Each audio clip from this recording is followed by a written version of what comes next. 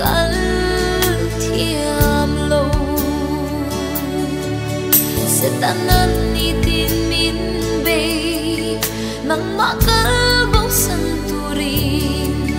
ma se chaklo ber lai pon kapin ngam lo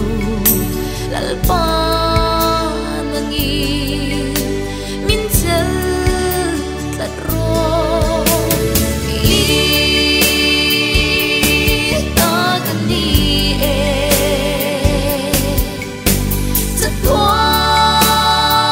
chatwan ata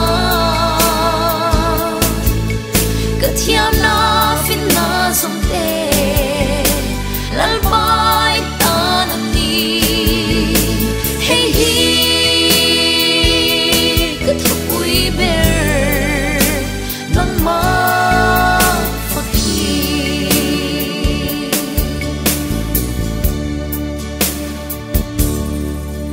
tu na olal pa hey hi ka sha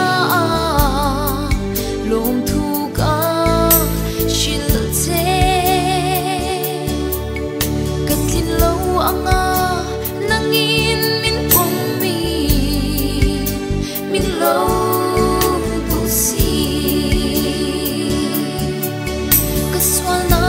zong zong te hi mi ten share and chin ma se lalpa nang ero chuani i thei ngil si i Hmangaiha ka fa fo va ta kan ni e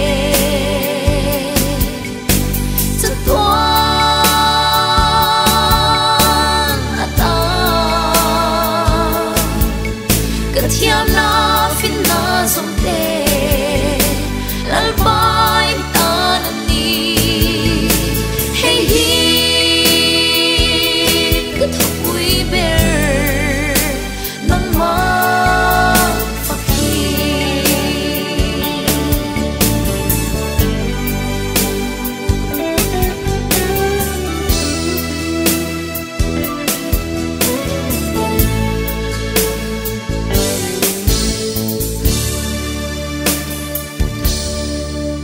tu na olal pa hey hi ka sha lawm thu ka shil che katlin lo anga nangin min pong min lo du si kaswal na zong zong te hi mi ten share and chin ma se lalpa nang ero chuani i thei ngil si i Hmangaiha ka fa fo va ta kan ni e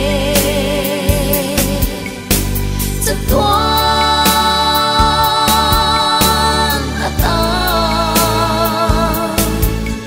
ka thiam na fin na som te lalpai ta ni hey hi kathupuiber nang ma fakhi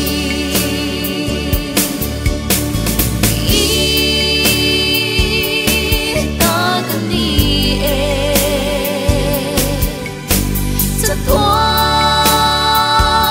chatwan ata ka thiam na fin na som te lalpai